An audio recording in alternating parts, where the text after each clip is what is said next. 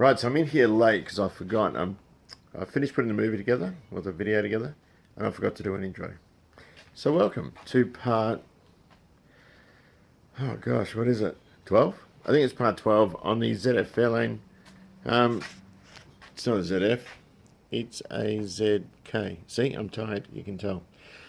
And we do some suspension stuff on this, and also some wiring and a bunch of other things. So, I don't think there's anything else. With that being said, hope you enjoy. So after work today, we'll press these bushes in. I use this Galmet paint. It is so tough. I used a small sort of sanding wheel to get the result that I got there. And we'll,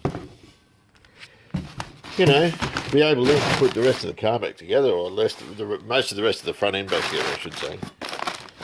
And I'm quite looking forward to that. So it clears a whole bunch of stuff. Whoops. And makes things a bit easier for me. I can put spring saddles and ball joints and stick these on, put the stub axles on, put the those things. So I'm really looking forward to getting all those bits back on the car, so they're not just sort of hanging around in the garage. Right, Fairlane, about to get to the good stuff, which is this guy. Put the bushes on. Everything's loose. I'll tighten it up in the car, although I will put just a bit of rubber grease behind there, because they're known for squeaking. These guys here, pain in the bum, because they don't fit.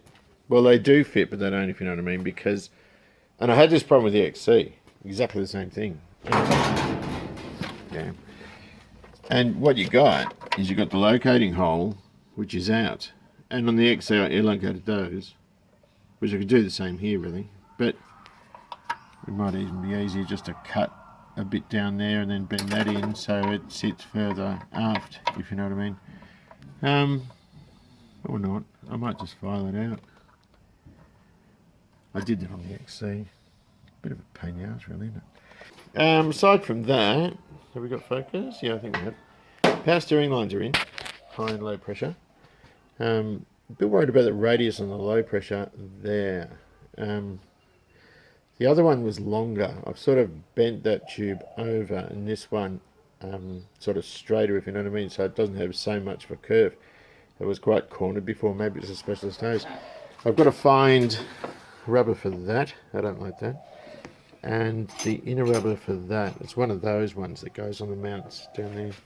These are just pinned, and the cooler line's in as well, which is this funny diagonal looking guy.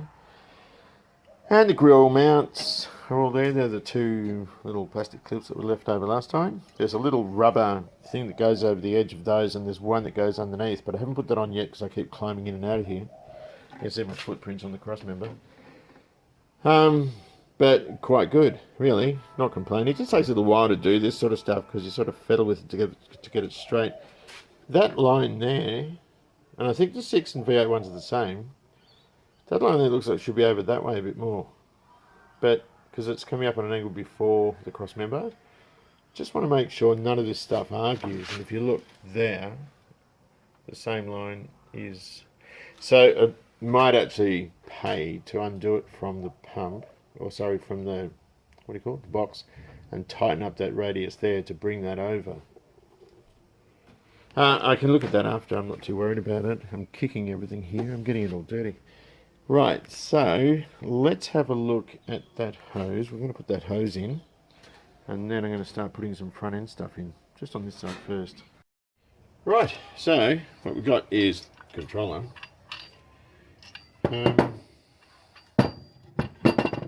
Where's my zap gun? Oh, I took it away. I'm just going to put a bit of rubber grease behind here, and just,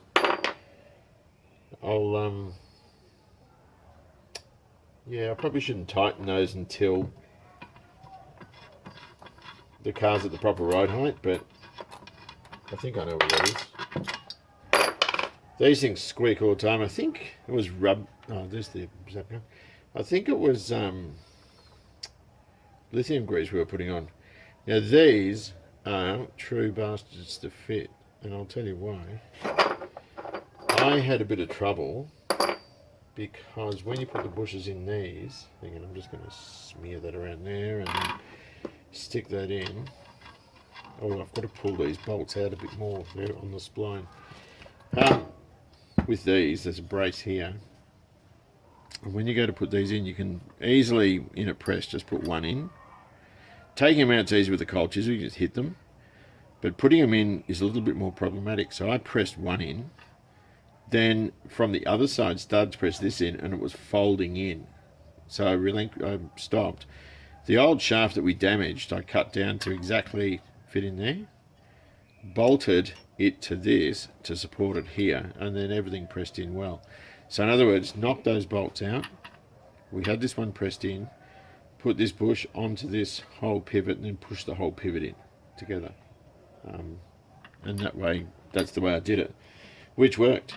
And I had guidance, because I haven't done it, like, I did it on the XC, I think, but I don't remember. On the XW, I just changed the arms, but I didn't want, they've got these arms on eBay, and they say fits, you know, XY to XE and all this stuff, but I don't like them. They got the grease nipples in, so I used them in the XW, or did I? I think I did. But on these cars, on these sort of more recent models, I wanted to stay with this type. This is what they had. And also, I don't know if there's a difference in the length either. I don't think there is. I think they just uni-fit type thing, but, you know, as they say, is what it is. Now, where's the nut for that? What do I do with it? There it is there. And I'll just give that a bit of a tickle up. Right, these spring saddles, I like these ones. These are the Nolithane ones, and they do allow the thing to spin, or to move. Oh, you'll see what I mean in a sec. See that? I don't know that they had a washer there. I don't think they did. The front shocks use these weird sort of cut washers, if you know what I mean. And they use them because they're in close proximity to that pivot. What size is this? Now, I don't like tightening things with rotor guns. I always like to do them by hand, but I'm just going to buzz these up because it's easy. And I'm in a restricted sort of area, a restricted room area. That's what I'm talking about. The other ones, I like OE bushes. Yes. These things I like Nolithane because the OE ones, or at least the aftermarket OE replica types, are terrible. Even the, what do you call it? The pressure from the spring has a hard time pulling it around. They're awful things. And then they squeak. So I'm not interested in that sort of thing. Ball joints, these have a nipple in them. That was stupid because I forgot to put I should have put the ball joint in first, but because this thing can move, it doesn't really matter that much. And the original ones are riveted. Am I right? Yeah. No, we're good. We're good. We're all right. I thought to myself, I might have a job doing these up if I got it in the wrong way. And, you know, these ball joints actually came with another set of boots. I'm not sure why. Are they not adequate? Don't know. They're just off eBay. It's bad because I used to like going and supporting local business, but everything's just so expensive now. And when I run right to the edge of my financial means doing these cars. And final tighten, of course, in the car. Even that nipple is loose, so I've got to tighten that too. So that's the control arm, the rebuilt control arm. So I can put that in. And that's the bit I've been sort of looking forward to. This car, I'm not taking nearly as much care as I did with the other two. But it is a little bit, I'm going a bit further with it than I did with the Sigma. Ergo, that radius, which looks ridiculous, it should be sort of square. But it doesn't matter, that pencil's holding the power steering lines in from the other side. So this is just a matter of sticking this in the post and just going onto the other side and tightening it up. I'll try and lean over and do it so I don't get in your way. And I'm fussy about which way you put the nuts because I want the top part of the nut. Is that? Am I on the spectrum? I want the top part of the nut so it doesn't look all damaged. You can see that's mushroomed a bit from where we hit it to get it out of the other, to get it out where we did it before. So that's alright, we can tighten that up now. The footy's on. I don't go anywhere anymore. I reckon I'm getting a bit weird, a bit reclusive in my old age. Yeah, I just don't have the enthusiasm I did. I meant to mention these hose clamps I bought for the power steering lines. They're the fuel injected type. So they've got a sleeve running around the inside so you don't cheese grade your hose as you tighten them up. I think that's a better choice. I think it also be good if I was in focus.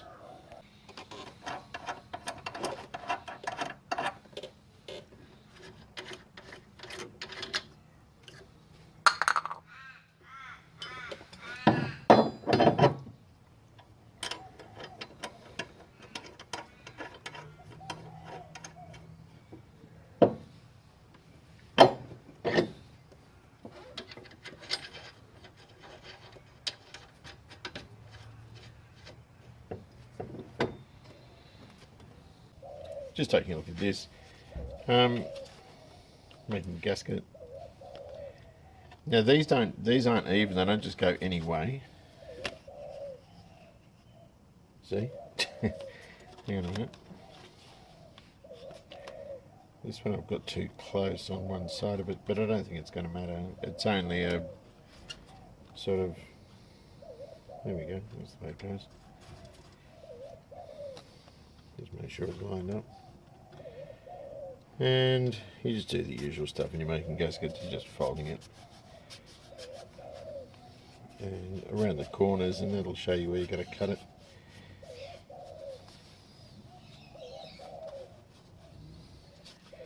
Particularly, my hands are reasonably clean at the moment. It's particularly useful if you've got dirty fingers because it leaves a nice defined line, but whatever the case.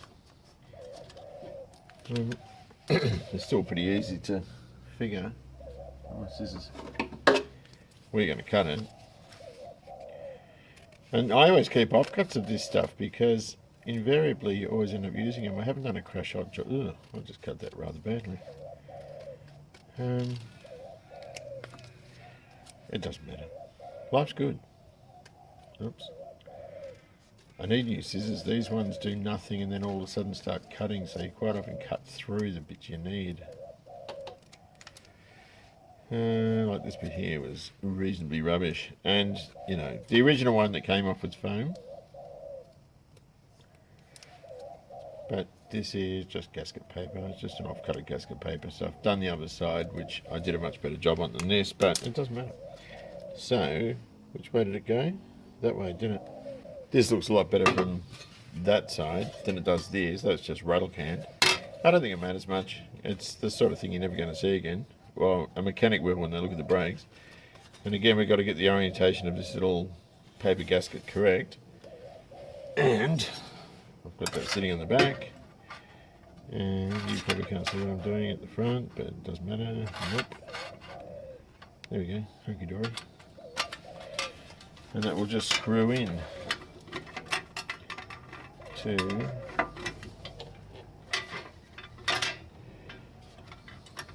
there. Now I haven't got the, what do you call it?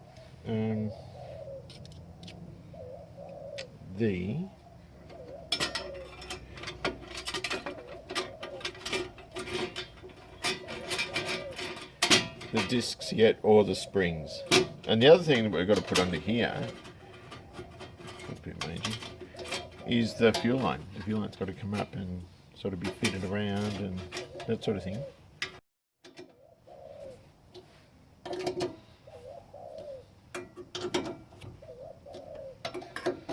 Don't have to get carried away with this. Beautiful.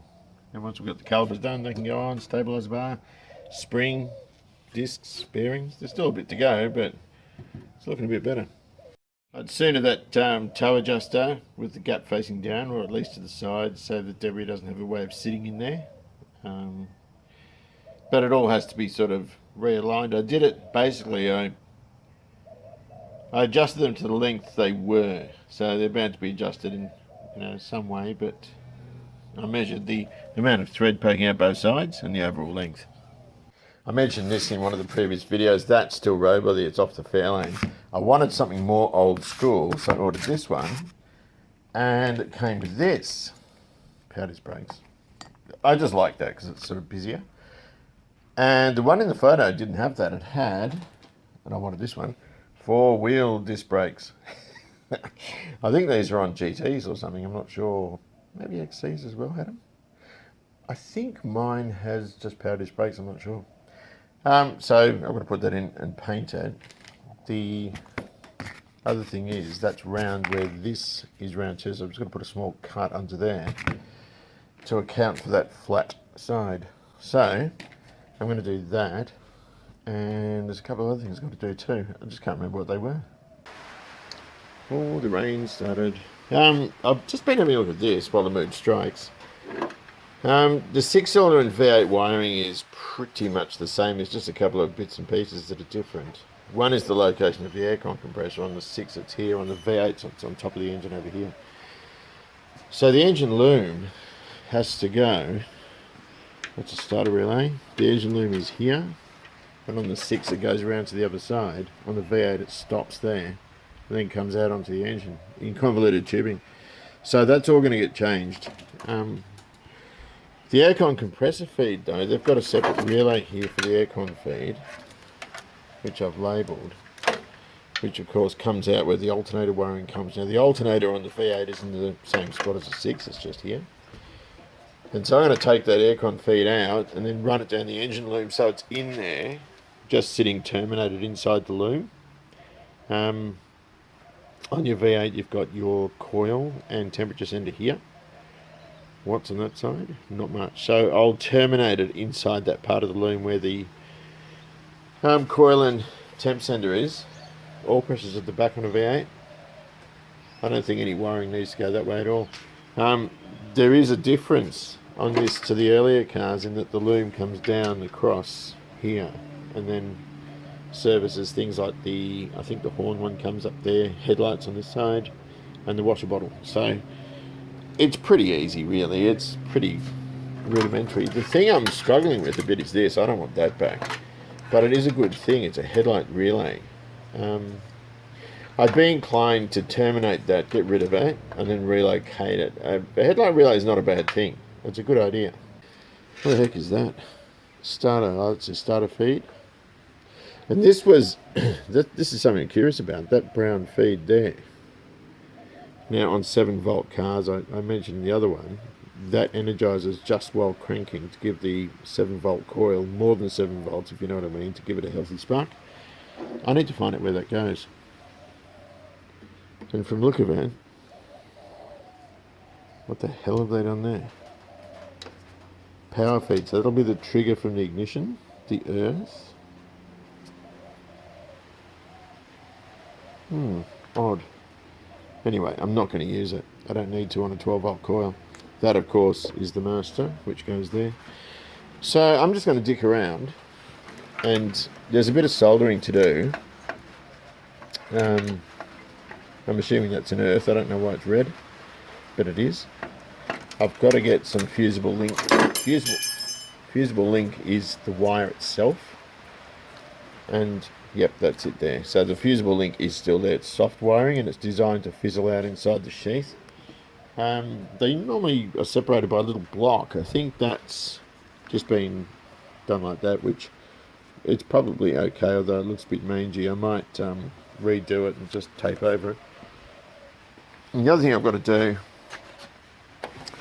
is, that was for the gas fuel gauge, and so I need to just take those bits of wire off, rejoin these guys here, tape that part of the loom up. That's cool. So this is actually quite relaxing stuff. Yeah, we don't use screws like that, but it doesn't matter. So I'm just going to I've got to undo all this sheathing, all this tape, just to see what's there and where things go, and also reroute a lot of the cables to make way for you know, things like the relocated air conditioning, compressor feed and this sort of stuff. So when you end up taking bits and pieces like this off, and that's where the aircon compressor feed exited, only thin wire. I don't know why they've chosen it like that, but I'm just going to tape that back where it was because I've undone it from here, and I'll omit that one and just put these back because then I know. You can normally see because it's folded, but then I know for sure where that came from, and just pull it out. I do enjoy, I must say, doing this sort of thing and tidying up other people's mess. I'm going to solder all these together. I'll make a note of where everything went, although you can work it out fairly easily, and I'll relocate that because I don't want anything up here. This loom clips in underneath, so it's neat, but that was sort of sticking out before and it looked awful. So it's only an aesthetic thing, really. It's not that important, but it is something that, you know, I enjoy doing. I've also got to find, because I can't remember, where that I saw a bit of this yellow feed wire that powers the whole car, and I sort of found it sort of damaged in one spot, and I can't remember where it was. When I went to look for it again, it just disappeared. So anyway, let's get all these out, and that can go back with the engine loom. And this is good, you can just tear that off, and as long as you don't leave it there for too long, because you do get, or you tend to get a that's the front, that's not the one I want. You do tend to get a sticky residue from it. Where's the engine loom? Is that engine or is that the front of the car? Oil, no, that's the engine loom. That's what I want. So this guy. Oh dear.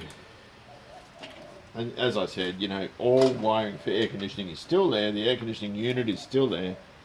The only thing is it won't have the condenser on it and the compressor and the plumbing in here, and that can be always added later. If future owners decide to, though I have no plans to sell the car, but if I do, all of that will go with that. I might even reconnect it all, because I wouldn't be shooting for change with this car. It's had a lot of work, so I'd want to get something back for it. That being said, I think it's probably fair to assume that I've overcapitalised a bit with it,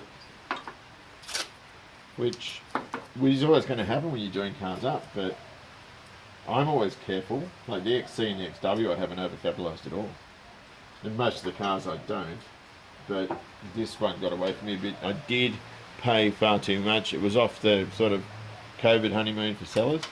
I knew I was paying too much, but it didn't bother me because I just wanted the car. That though, I might reroute this back, although I think that went underneath the booster, underneath the master, sorry, and then came out along here. I'll have a look at the other video because I don't actually remember. Is that in the way, that light? Can you still? I'll just leave it like that. So what I've decided to do is I've brought the alternator wiring back further. That will sit sort of down behind the battery thing and it'll come out here. The V8 engine's shorter, so that's probably a good spot for it to come out. There's only 3 wires. That's your charge wire. There'll be an exciter wire, so when you turn your ignition on, the ignition light comes on. The alternator light comes on, that puts power into the alternator. Even though it's stationary, creates a magnetic field in the coil, and then it can start generating. That will be for the choke. That's a 7 volt takeoff for the auto choke. So it's important we keep those 3, because I will use an auto choke in it. I'm not interested in manual chokes in these sorts of cars. And I know what it is, I don't even need to label it really.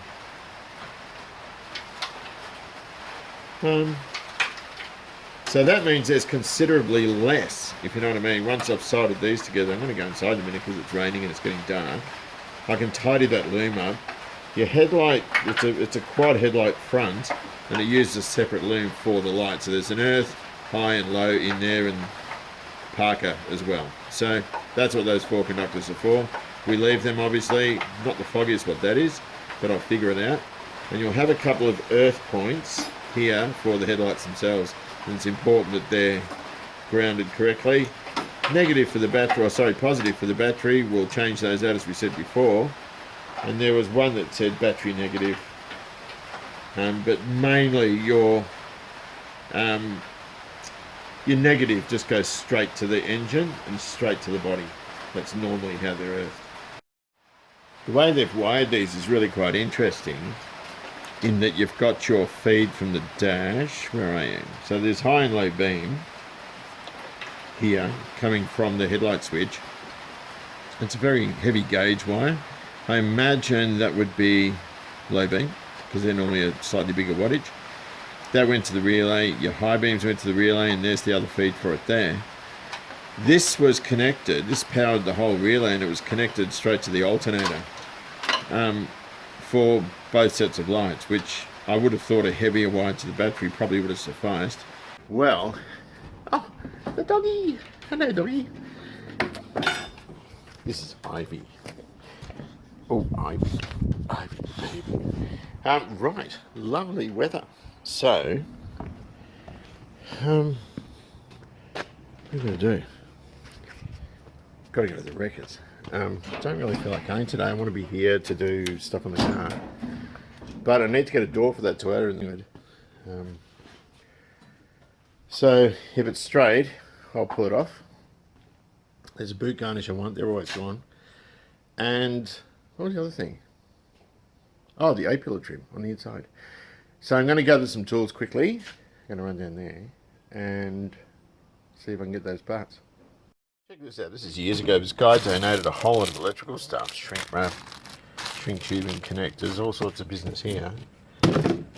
Bags of clips, which I've used these on the Fairlane for the brake. Those square plugs I used to secure the brake lines. Rubbers and grommets.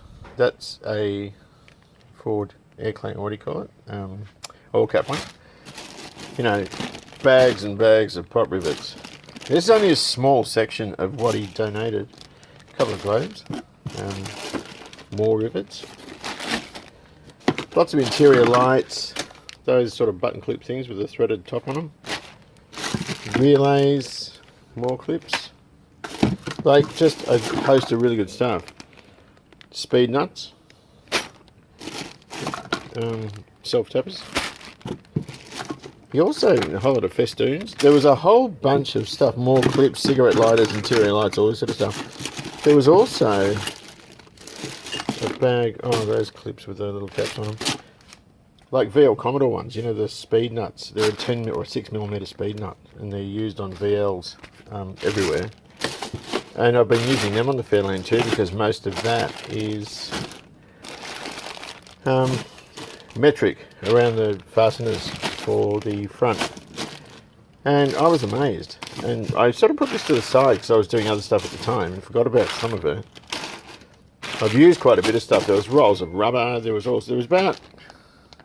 of these. And I can't remember his name. I can't remember who it was. So thank you very much, whoever that was. My neglected outside cars. I'm going to clean this up. Look at that. It doesn't matter. It'll clean it well. This thing's tyres keep going down. The back one holds there for a little while, a few days. Front one doesn't. Goes down pretty quickly. I'm going to now. Mark wants these wheels in exchange for a roof rack for the XA. I'm going to put EF, EL steelies on. I've got 2 of them on the XA at the other place. So in the meantime, I've got to get rid of that. I've got to clean that up and sell it. The 2-door Merc. Runs beautifully. Everything works except the air conditioning. I don't even know how to turn it on. So yeah, I've got to get onto this. And here we go. Down in my little, what do you call it? Hidey hole. Those rims for the XA down there, I'm not going to clean them up or anything yet. I thought the tyres on this Fairlane weren't too bad, but they're pretty rubbish because there's little sort of age perishing and that sort of stuff in them. So I'll take those tyres off the rims and stick them on those, I think, and that'll get the XA rolling. Other Fairlane tyres can come back and swap them over, powder coat the wheels, or clean them up and paint them. and then put the 15s on the Galaxy. I've just got to find, I might have another, I don't know what I've got. I've got 4XD rims. I don't have any other 15s though, I'm sure. Right. Oh, this is interesting too. I've been taping this up. It doesn't look that good, but yeah, should be right. This starter relay is quite interesting. The way it's wired up, where is it here? You've got this, the trigger wire coming in from the ignition switch connected to pin 87, and the other pin 87 goes down here. So in other words, when you turn the ignition switch, the relay is doing absolutely zippo. It's not powering up, it's not doing anything, it's just going through the relay and out to the starter, so that's kind of rubbish. I'm not going to put it in, I'm just going to take that out. So just unplug it from there and run it down to the starter and put a bit of convoluted around it and we're happy. So I've just been starting to tape this up. That all stays stock. That's just the other side of the car. It goes underneath the power steering line and along. So I've taken out the relay wiring, the headlight relay wiring. I might still run a relay on the inside of the car. I don't really want to run it down here. Or I could probably hide one under there. If I get any trouble from it, I'll just hide one under here. I didn't like that messy crap all around there, if you know what I mean. And I can secure that wiring and it should look alright. They're never that tidy, which is why people stick them under the guards, really. But it's alright. Started raining again. I had to tighten up that idler arm. I had the wrong nut on. The thread was right, but the it was too long. I couldn't get the slip in. I finally found the accelerator pedal, the bushes, and also the what's the other thing? The oh, this thing. I had no idea what it was, but I do want to check what the globes are like in here. I'm just going to pull each one out. I haven't got any of these micro fessa. What are they? Little wedge globes. That works. So I'm just going to test them before I put the thing in, just to make sure they're hunky-dory. That one's very hunky-dory. And none of them are burnt. Like when they're burnt, you sort of tend to replace them. But, you know, none of these are. Anyway, I finally got to put the accelerator pedal in. I've been wanting to do it for a while. And I've got to get a cable. So the engine's not far. Putting the engine in is not that far away. There's a little 12 volt lead acid J-car battery. How's this going? Oh, no. So I'm going to put this in there. Oh, bugger. It goes in here. You put it in, it's one of the last things. So it just goes in there. And I'm waiting on some bits and pieces. I might even try and fix that fan switch, just so I can put the cluster back, like that bit over it and the heater controls and all this sort of other stuff. I want to put that in now, what a bummer. So I've had a very productive time after work. I found the handbrake cable, the handbrake bracket, that gold one there. I found the accelerator bushes that go into that silver bracket there, gold bracket there. And the pedal and the spring. I just need to get a cable. There's a little four-wheel disky pad which I wanted. So yeah, I need a cable, the accelerator cable. I've prepared that loom where the gas fuel thing was, and I need to clean here because it's pretty grotty. I just need some of the switches, the fan one mainly. I do have one which I'm going to tinker with, not wrapped with the lower control, the ball joints, lower ball joints, because they're really stiff. Breezed it, done everything I was meant to do, but they're really, really stiff. So I can see myself, because the guy won't answer the email. So if it means I've got to take them out and just put sort of repro ones in. Well, they are repro, but put, new ones in, I will. Power steering's all done, wiring's all done. All tidied up, although it doesn't look that great. But it's serviceable and cool, and it goes under the engine to the other side here. And we're ready for dual horns and all this other stuff, windscreen washer bottle. Put that little thing in from that bag of goodies I was talking about for the screen washer bottle. What else have I done? I haven't really done much this episode. But, a lot of the time you spend just looking for stuff. I mean, those bits were in a box. I couldn't believe it. The wrong box. I just put them in there for safekeeping, and they were so safe I didn't know where they were. This little bloke has been started for a long time. I'm going to have to get into that. I think last time I started a miss in it from one of the plugs. Wouldn't be a bad idea to a bit of a look at that and see what the story is with it. I did the engine cosmetically up. We took it out. The clutch was fine. It's got ceramic coated exhaust manifold in that sort of chromey finish. A new heat shield on the exhaust. Carburetors are all good. Yep, that's cool. And this one. Perfect.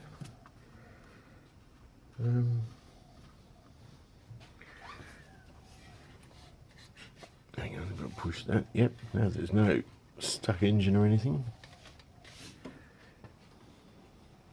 It's been too long. I feel ashamed that I've neglected this, but I have to do some significant work on it. Oil looks nice and fresh. I always keep the cars in good condition, but my problem is I don't drive them that often. And just because I prefer to sort of be around here and build stuff than I do actually driving and that sort of stuff. What else was I going to look at? I've got to take, probably this thing, we've got a really nasty all filler dogleg on it. And the other thing that I don't like about it, shut line looks alright there. Yeah, it's getting tight there. There it's too tight. And that means it's sagged. So I might need a set of seals doing on it. I know the rear quarter does, and I was going to cut it off underneath this trim and replace it with that part there. I just need to get one for the other side as well. So this car's mechanically beautiful, the wiring's good. I've restored the interior, it's got a beautiful leather interior. And I just need to do the outer part of the body. Someone has done 3 out of the 4 floors. Oops. Prior to my ownership. I've had this for 20 years. Well, you can't see in there. It's got beautiful leather trim, it's so soft. It's a lovely, lovely little car. I bought it in 2005, so I've had it 19 years, pardon me. It's not about the MG today. It's about tea. Still a little bit warm. I have to take the back wheels off this guy.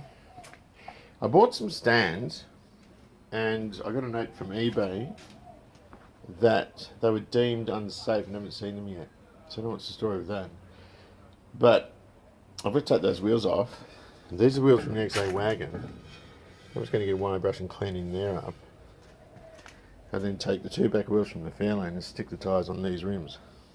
On 2 of these rims anyway. Full protective. I haven't got the guard on for this, which I don't like, but it's a good way to get rid of rust. This wheel isn't too bad, the other one was terrible.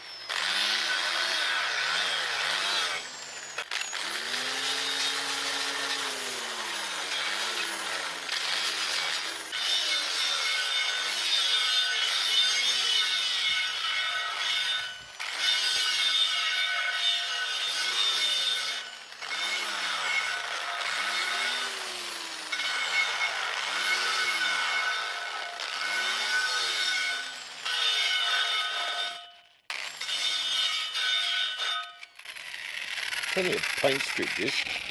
There's a label on it. The guy that donated them will recognise them. It's just to give it something better to seal against. These rims will eventually get hydroblasted and painted properly, but for now I just want rollers, but the rollers are gone. They're tubeless. I want to do this garden too. I've got to do a lot of work in the garden, and spring is upon us soon, so I want to do that in time for spring. And this just rattle can silver will just stop it or slow down the rust.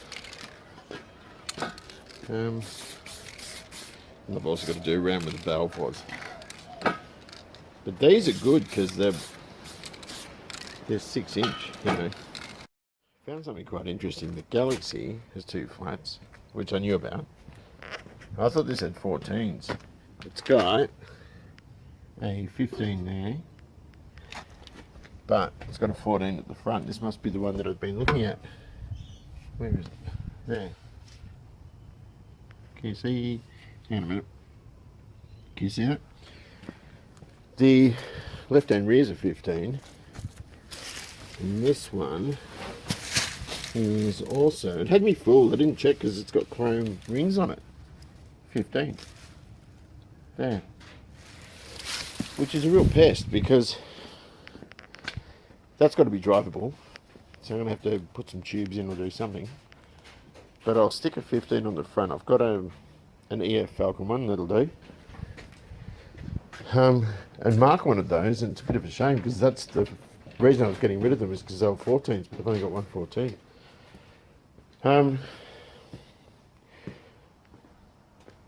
So I took the Fairlane's rear wheels off and stuck them at the front, ready to take them into work to change the tyres over. Changed my mind. So cleaning up the sort of bead area on those is a waste of time. I'll wait till I've got a couple of tubes. I also found this. And I thought my luck had changed. I thought this was a Falcon rim, but it's not. It looks like a Holden one. And it looks like a 5-inch, but it is 185. It's a 14. So I'll stick that on one of the XA's rims,